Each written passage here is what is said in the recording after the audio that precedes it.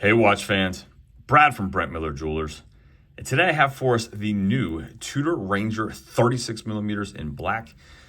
And on my right is the Omega Railmaster in 38 millimeters. I thought it would be fun to pose the question, which of these would you pick for your field watch, your go anywhere, do anything? Really just thought it'd be fun. We just got this in stock. I still have one of these in inventory. So while they're still here, let's do a side-by-side. Case dimensions on the Ranger, again, familiarize yourself, 36 millimeter case. That's directly across 30 millimeter crystal versus 37.8 is what I measured. So just under 38 millimeters on your Aquaterra Railmaster, 31.7 on the crystal. So again, both sapphire crystals, slightly larger crystal, slightly larger case on the Omega. 11 millimeters thick on your Ranger, 12.5 on your Aquaterra, 44.1 lug tip to lug tip versus 44.9 on your Aquaterra. So again, both right around 44, 44.9, 44, 45 millimeters. So I think they're going to wear very similar there. And then you have 19 millimeter lug widths on both. The Ranger tapers to 16 at the last link and then back out to 18 here at the very small deployant style clasp. The Aquaterra, or I should say Railmaster, I keep calling it the Aquaterra because the case to me is the Aquaterra, but the Railmaster, 19 millimeters, tapers to 17 at the last link, and you have a butterfly style clasp instead of the deployant. So I'll show you just both of these here real quick, side by side.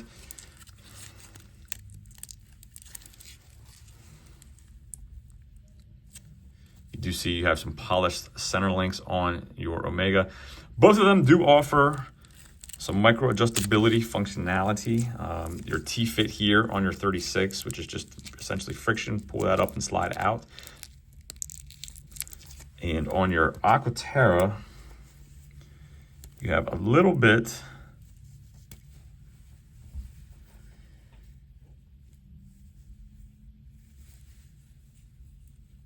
there it is, hidden in the clasp. Sorry, it took me a second right here. So you can see the L, the S, this piece, push that down, allows you to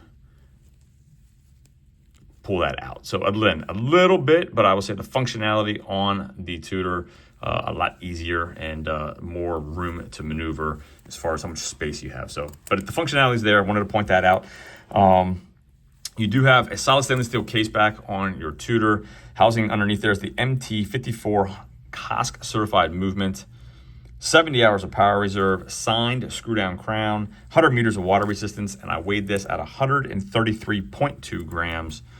Aquaterra, you do get your exhibition case back. You get to see that caliber 8806 movement, 55 hours of power reserve, signed screw down crown, slightly better water resistance, 150 meters compared to the 100 on the Tudor.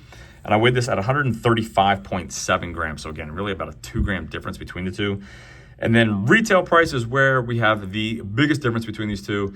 The Tudor, I mean, obviously the movement, you could argue there as well. You do have a master chronometer movement on the Railmaster versus just your COSC movement on your Tudor. So I don't want to make it the biggest difference.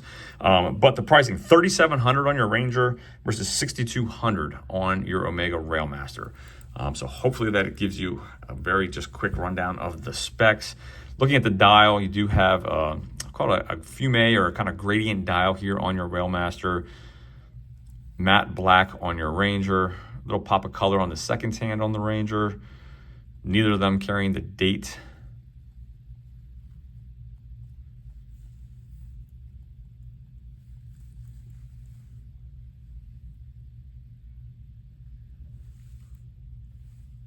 So let me know what you guys think. I have... I shouldn't say strong feelings on these. I'm going to keep my thoughts to myself here, but we'll certainly engage with folks in the comment section if you want to comment and let me know what your thoughts are on these, what you would have liked to have seen either one of them do differently, or if you like them as is. I will tell you, it's a hybrid for me. I like certain attributes of both of these. I like the size of both of these.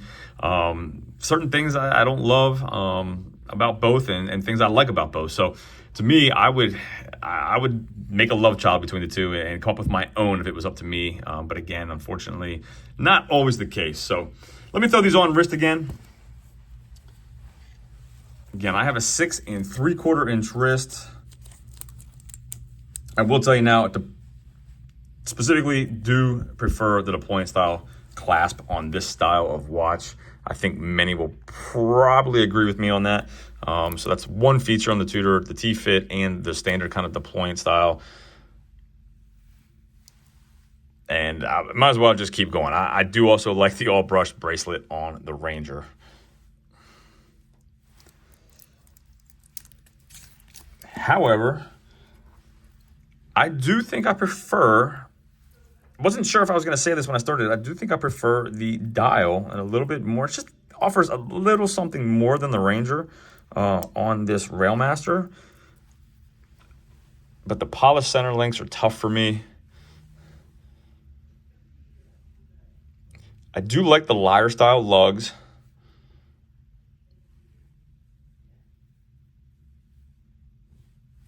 So again, it's kind of a hybrid for me, but I think both are great. I think you could be happy with either one of these and hope somebody would be happy with either one of these if you're spending your own hard-earned money to wear one of these field watches. So let me hit the lights for you quick.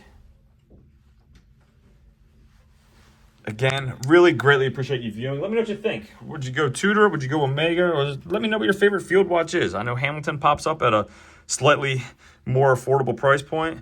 Again, Ranger on the left. If I'm being honest, I probably prefer the blue Lume on the Omega on the right. So I hope it's a good comparison for you guys, and I'll see you guys in the comments.